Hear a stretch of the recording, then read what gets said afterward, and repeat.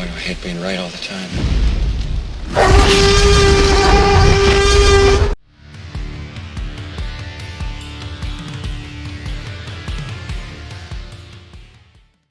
Okay, guys, let's talk.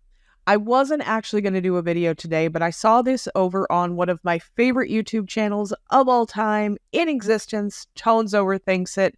If you are not subscribed, I highly recommend go over there and show him some love. I could listen to him talk all day and not get tired of it.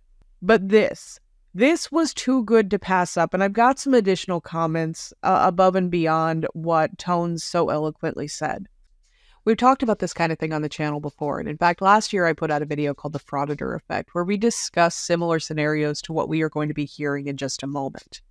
What it comes down to is very simple. Essentially, this kind of thing is inevitable. While we continue to have these morons running around being provocative and aggressive specifically for YouTube, this kind of thing is inevitable. Because let's be honest, this has absolutely nothing to do with the First Amendment or the Constitution. This has nothing to do with freedom of speech or freedom of press. This has to do with the dream of making it big on YouTube. And these are the consequences for the escalations in behavior we've seen over the past year. Let's go ahead and get into it.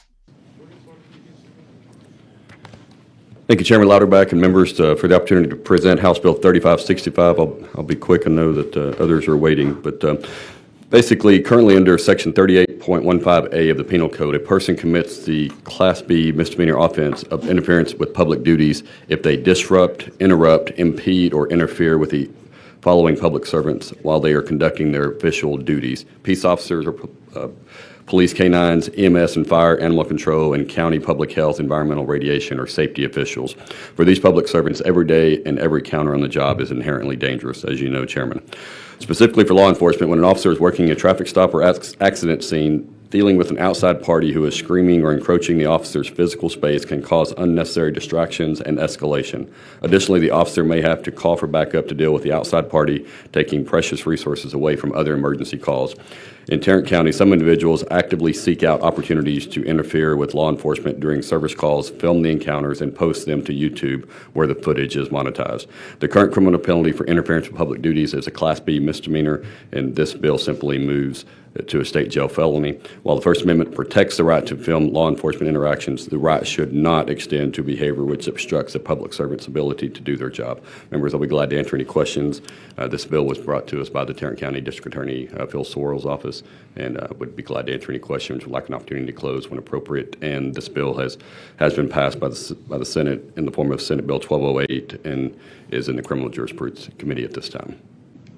You don't touch any of the conduct related to interference. That's correct. We strike three words and swap out Class B misdemeanor with state jail felony. That's it. Yeah. And does the Senate bill is identical to that? It doesn't tinker with the underlying offense? That's correct.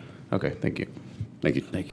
So my name is Bill Vassar. I've been a prosecutor at the Tarrant County DA's office for over 22 years, and I want to tell you all what I've been telling the juries the past 2 years when I've been trying these cases. Nobody is saying you can't film the police. Sadly, whether we like it or not, nobody is saying you can't cuss, scream at, or antagonize the police. What we are saying is you just can't interfere with their ability to investigate a case. What we are seeing in Tarrant County are individuals are inserting themselves on traffic stops. They're inserting themselves on domestic violence investigations. They're inserting themselves on warrant service, where police officers are trying to arrest violent fugitives. They're running up to police officers with their cameras. They are screaming at them. They are cussing at them. They're demanding their name and badge number. And they are physically getting in their investigation. And the problem with that is it's a public safety issue, because I'm amazed in the 20 or 30 cases that I've dealt with in Tarrant County that nobody's gotten hurt. So why do we need to make this a felony? Because we are just having the same group of people are getting arrested over and over again. A couple days in the Tarrant County Jail is worth it for them to post it on YouTube and make money off of it. So we're very in support of this bill. I would just ask that you consider this, because I think we really need to give our men and women in blue just a little breathing room when they're conducting investigations, and I'm happy to answer any questions. So, Mr. Vassar, I had similar concern to Representative Moody, I think you could probably tailor this to peace officers in A1 and be better off. Certainly, I agree with you. It can endanger officers. One of the concerns that I have is the breadth of the statute as it relates to interrupting, disrupting, impeding, or otherwise interfering with. And it seems to me that captures a broad range of conduct, right?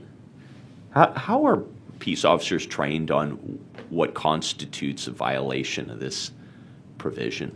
Because Sure. it's pretty easy to imagine an interruption of a peace officer. Sure. And it certainly different from an assault or a true interference preventing a police officer from handcuffing somebody or something along those lines. So can you just explain that to me? Sure. And I can explain what Fort Worth PD is training their officers to do. Okay. Fort Worth PD is telling their officers, find a line of demarcation, meaning that chair right there. Sir, you're welcome to film over there, but you've got to stay by that chair. Okay? So that's what we are training them to do. The problem is, these individuals are not doing that, right? These officers are having to say 5, 6, 7, 8, 9, 10 times, you've got to stand over there. They give individuals multiple times, and then they finally say, look, if you do it one more time, we're going to arrest you. So these officers are trained to really, tell them to stay over there, be calm with them. They're welcome to film, but they've got to get out of their investigation. Thank you, Mr. Chairman, and thank you, Representative Little, as well. Thank you for your testimony, and I guess I just have questions about the line of demarcation. Sure. And, what is the number, or is there a space that you think is significant?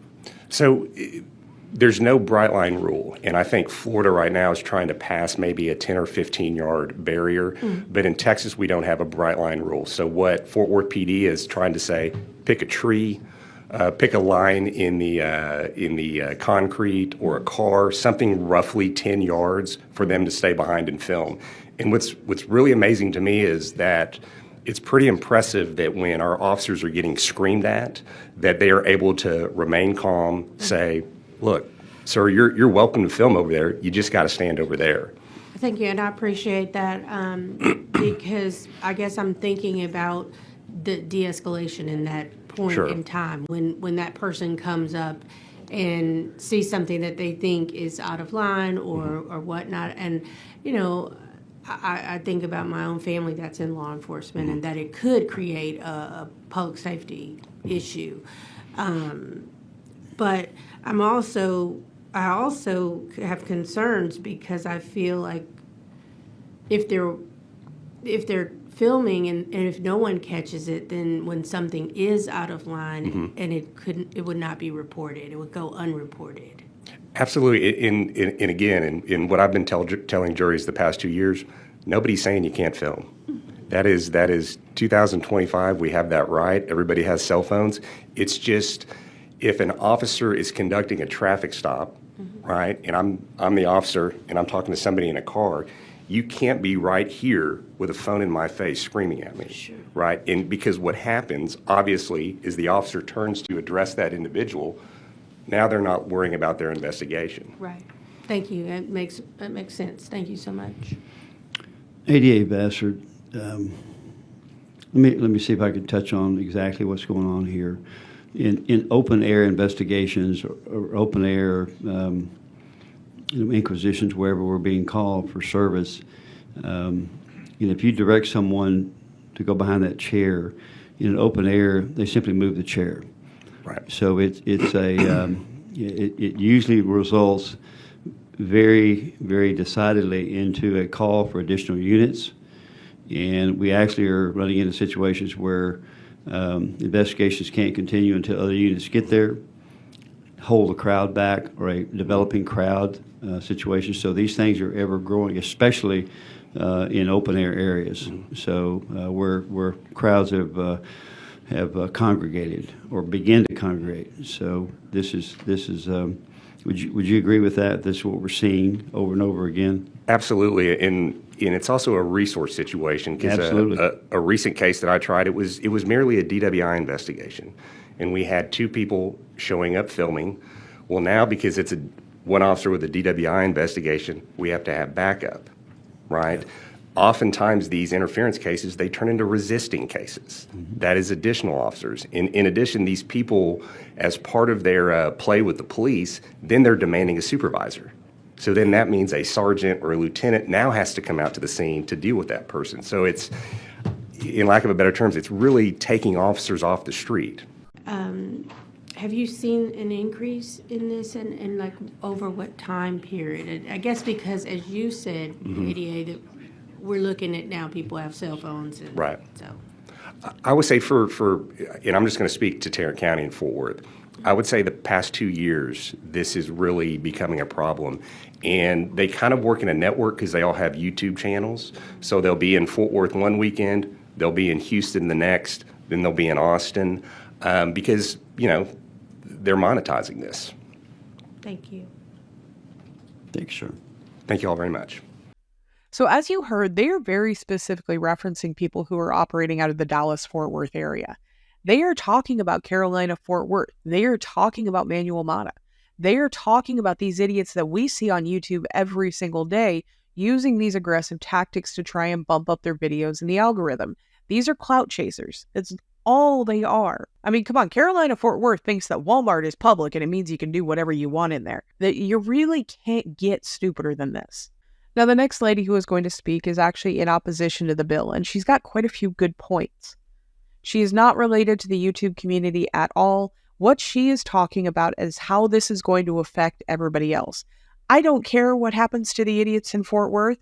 I care about how their actions are producing consequences for the rest of us.